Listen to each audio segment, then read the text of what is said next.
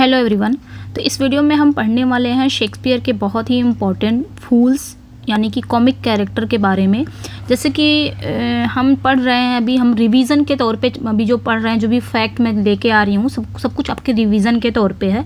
अगर आपने तैयारी बहुत लंबे समय से की तो रिवीजन क्या है, अगर जो अभी से तैयारी स्टार्ट कर रहे हैं, अभी आपका एग्ज़ाम में बहुत डिले है, आई थिंक अगस्त या सितंबर तक आपका एग्ज़ाम जा सकता है, तो मे बी और बहुत डिले है, तो अभी से भी आप तैयारी कर सकते हैं। जो अभी तैयारी नहीं किए हैं तो उनके लिए भी ये वीडियो बहुत ही इंपॉर्टेंट है और सभी एग्ज़ाम्स के लिए इंपॉर्टेंट है, चाहे वो आपके अपकमिंग जो एग्ज़ाम होने वाले हैं टीजीटी, पीजीटी, DSSB।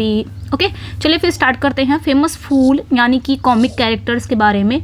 तो सबसे पहले देखेंगे फेमस फूल कौन है। टच स्टोन है, ये बहुत ही इंपॉर्टेंट है और ये प्लेस भी बहुत इंपॉर्टेंट है। टच स्टोन, ये जो टच स्टोन, ये जो फूल्स हैं, ये कहाँ पाए जाते हैं? As you like it play में, जो कि एक कॉमेडी है। द फूल ये जो आपके कॉमिक कैरेक्टर है, ये किंग लियर में मिलते हैं। ट्रिंक्यूलो ये जो कॉमिक कैरेक्टर हैं, टेम्पेस्ट में मिलते हैं। कोस्टर किस में मिलते हैं?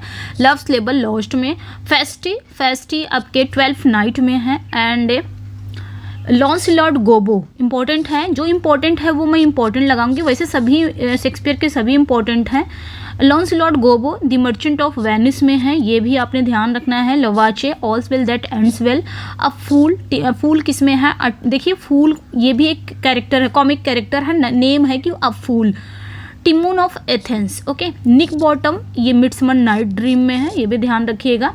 थर्ड साइड्स ये ट्रॉलिस एंड क्रेसिडा में है। क्लाउन इन ओथेलो में। ड्रोमियो ऑफ साइराक्यूज एंड ड्रोमियो ऑफ यूफिसिस ये किस में है? कॉमेडी ऑफ एरर्स में है। और भी देखेंगे स्पीड किस में है? तो ये जो कॉमिक कैरेक्टर है, ये टू जेंटलमैन ऑफ वेरोना में है। एंड लॉन से ये भी टू जेंटलमैन ऑफ वेरोना में है। दो लोग कॉमिक कैरेक्टर इस प्ले में माने जाते हैं। पॉम्पे मेजर फॉर मेजर में है। एंड क्लाउन जो है, क्लाउन एंड ऑटोलिकस ये विंटर्स टेल के कॉमिक कैरेक्टर हैं। ग्रूमियो टेमिंग ऑफ द श्रू के कॉमिक कैरेक्टर हैं। पोर्टर मैकबेथ के हैं, इंपॉर्टेंट है। जो आपकी ग्रेट ट्रेजेडी है वो तो बहुत ही इंपॉर्टेंट है, उनके फूल भी आपने याद रखना है। क्लॉटिन ये सिम्बलिन के हैं। And Falstaff Henry IV part 1 part 2 या फिर दूसरा प्ले है मैरी वाइफ्स ऑफ विंडसर, ये फॉलस्टाफ उनके कॉमिक कैरेक्टर हैं। आगे हम देखेंगे, एक ही वीडियो में सब कंप्लीट कराना चाहूँगी, फेमस हीरोइन के बारे में। शेक्सपियर की जो फेमस हीरोइन है ना, ये बहुत ही इंपॉर्टेंट है, मेनी टाइम्स पूछे गए हैं। फेमस हीरोइन यानी कि फीमेल कैरेक्टर। तो हीरो ये जो हीरोइन है, हीरो नाम है hero, much ado about nothing की ये फीमेल कैरेक्टर है, हीरोइन है। कैथरीना किसकी है? टेमिंग ऑफ द श्रू की हैं। क्लोपेट्रा किसकी है? एंटनी एंड क्लोपेट्रा की हीरोइन है ये। कॉर्डिलिया किंग लियर की हीरोइन है। एंड ओथेलो की हीरोइन पूछा जाएगा तो डेस्डिमोना है। मिडसमर नाइट ड्रीम की हीरोइन अगर पूछा जाए तो हर्मिया है। उसमें दो फीमेल कैरेक्टर हैं, हेलेना एंड हर्मिया, बट आपने बताना है हर्मिया है, ओके। हर्मियोन किसकी है? अ विंटर्स टेल की ये हीरोइन है, फीमेल कैरेक्टर है, मेन लीड कैरेक्टर है। इशाबेला ये मेजर फॉर मेजर की हैं। जूलिया किसकी है? The two gentleman of Verona की हैं। एंड जूलियट अच्छे से जानते हैं, रोमियो एंड जूलियट की हैं। जूलियट लेडी मैकबेथ की हैं। मिरांडा टेम्पेस्ट की हैं, सारा कुछ इंपॉर्टेंट है यहाँ पे। ओफिलिया हैमलेट की हैं। And Portia the merchant of Venice की हैं। आगे देखेंगे Rosaline as you like it की फेमस हीरोइन है, मेन लीड है। वियला 12th नाइट की है। एंड पोर्शिया जूलियस सीजर की हैं। यहाँ पे देखिए पोर्शिया दो है। देखिए ये जो पोर्शिया है ये मेन हीरोइन है, फीमेल कैरेक्टर है, द मर्चेंट ऑफ वेनिस में है। और ये जो पोर्शिया है ये जूलियस सीजर की फीमेल कैरेक्टर हैं और ये ब्रूटस की वाइफ हैं, ये आपने ध्यान रखना है, ये ब्रूटस की वाइफ है। ये जो पोर्शिया है ये ब्रूटस की वाइफ है, ओके। आगे देखते हैं हम, जल्दी हम करेंगे। हमार्शिया ट्रेजिक हीरोज एंड डियर हमार्शिया यानी कि ट्रेजिक लॉ, यानी कि जितने भी प्लेज हैं शेक्सपियर के, जो ट्रेजेडीज हैं, उसमें जो हीरो का पतन हुआ था वो किस कारण हुआ था, उनकी हमार्शिया क्या थी, उनकी ट्रेजिक लॉ क्या थी, उनकी गलती क्या थी, उनकी कमी क्या थी, ड्रॉबैक क्या थी, जिसके कारण उन्हें इस ट्रेजेडी में पतन हुआ उनका, ये कहने का मतलब है। तो हैमलेट में देखेंगे, हैमलेट में क्यों पतन हुआ?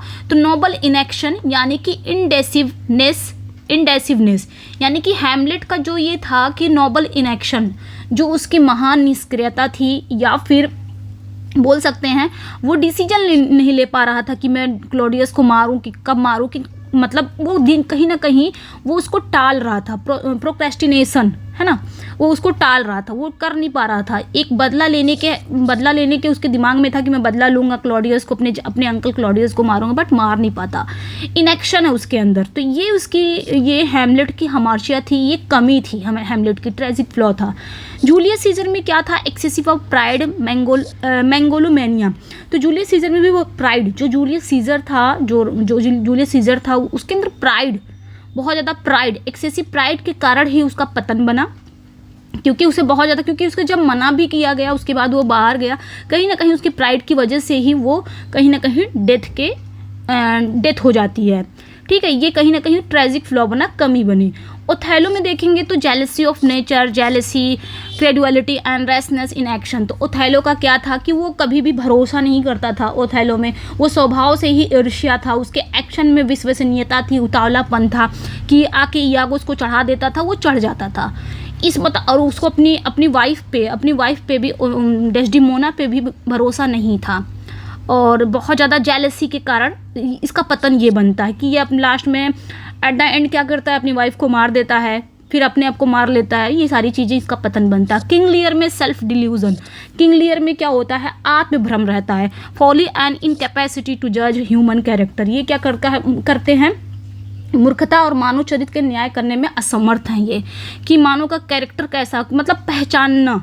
सेल्फ डिवीज़न, इनका जो ये था आत्मभ्रम, ये था कि ये जो मानव कैरेक्टर हैं, जो अच्छे कैरेक्टर के हैं, उनको नहीं ये जान पा रहे थे, और जो इनके सामने जो चापलूसी करता था उनको अच्छे से ये उन पे भरोसा कर लेते थे।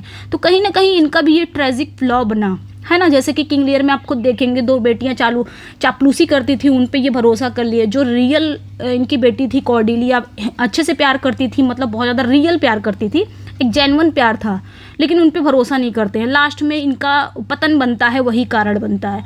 मैकबेथ में ओवरलैपिंग एम्बिशन, वॉल्टिंग एक्सेसिव।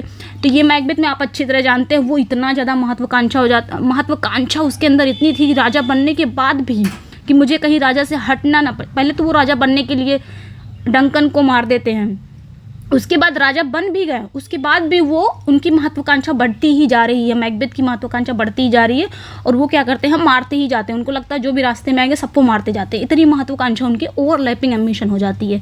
तो ये इनका पतन का कारण बनता है। लास्ट में मैकबेथ मार देते हैं इनको। कोरियोलाइनस जो है, ये प्राइड के कारण भी इनका पतन बनता है। तो ये था tragic heroes and here hamartia. Shakespeare के जो ट्रेजेडीज़ में जो हीरो हैं उनका पतन क्यों होता है, इस कारण ये कमी थी इनके अंदर। ओके, आगे हम देखेंगे characters and their names in disguise. तो कौन से ऐसे कैरेक्टर्स हैं जो अपने प्लेज में अपना भेष बदल के रहते हैं। सबसे पहले देखेंगे Portia the merchant of Venice में ये पोर्शिया है, मेन हीरोइन है, फीमेल कैरेक्टर है, लेकिन ये उसमें भेष बदल लेती हैं, क्या बन जाती हैं? डॉक्टर ऑफ लॉ या फिर बाल्थसर का नाम, ये एक वकील बन जाती हैं और लॉ की, और ये उनका नाम क्या रहता है? बाल्थसर। ये अपना जब भेष बदल लेती हैं तो नाम क्या रखती हैं? बाल्थसर। नेक्स्ट जो है नरेशा, उसी में है, ये भी एक फीमेल कैरेक्टर है, द मर्चेंट ऑफ वेनिस में। ये कहीं ना कहीं इनकी अटेंडेंट रहती हैं, ये भी अपने आप को भेष बदल लेती हैं, डिस्गाइज कर लेती हैं, बन क्या जाती हैं? स्टेफेनो, यानी कि बाल्थसर की लॉ क्लर्क बन जाती हैं। ओके, वियला कौन है? इन 12th नाइट वियला 12th नाइट की हीरोइन है। ये भी अपने आप को क्या बना लेती हैं? सिजेरियो के रूप में, एक भेष बदल लेती हैं, एक सिजेरियो के रूप में बन जाती हैं, आयूनक। नेक्स्ट पे आएंगे Rosaline, as you like it की हीरोइन है, लेकिन ये एज यू लाइक इट में क्या करती हैं? अपने आप का भेष बदल लेती हैं, नाम क्या रखती हैं? गैनीमेड। ये बहुत ही इंपॉर्टेंट है, पूछा जाता है। सीलिया भी एज यू लाइक इट की है, इनकी कजिन है रोजालिन की, ये भी अपना भेष बदल लेती हैं और भेष बदल के नाम क्या रखती हैं? एलिना। एडगर किंग लियर में है, ये उनके ग्लूसेस्टर के बेटे रहते हैं, और किंग लियर में ये भी अपना भेष बदले रहते हैं। पुअर टॉम के नाम से जानते हैं, अब बेडलम बेगर के नाम से ये जाने जाते हैं, पुअर टॉम अब बेडलम बेगर के नाम से। विंसेंसियो मेजर मेजर में है, ये फ्रायर लोडोविक, ये भी भेष बदल लेते हैं, डिस्गाइज हो जाते हैं और अपना नाम क्या बदल लेते हैं? ये फ्रायर लोडोविक के नाम से जाने जाते हैं। ये राजा रहते हैं मेजर में, लेकिन ये भी अपना भेष बदल लेके फ्रायर लोडोविक नाम रख लेते हैं और वही इनका रोल रहता है। इमोजन, सिम्बलिन में है इमोजन, और ये हीरोइन है, ये भी आपने ध्यान रखना है, सिम्बलिन की हीरोइन इमोजन है, और इन्होंने भी अपने आप को भेष बदल दिया था, तो नाम क्या रखा था? पेज फिडले। ध्यान रखना है। ब्लेरियस कौन है? ये सिम्बलिन में ये भी अपने आप को बदल लेते हैं और मॉर्गन नाम रख लेते हैं भेस बदल के।